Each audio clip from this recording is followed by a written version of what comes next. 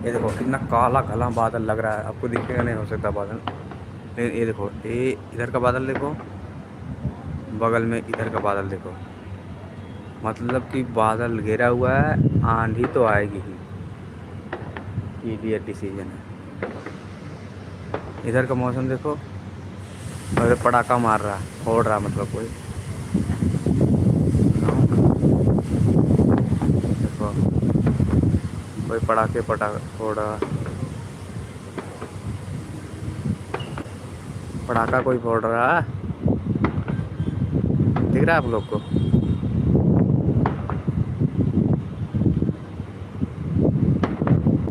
ये देखो इधर हल्का फुल्का बादल है, इधर घना पूरा, बाप रे।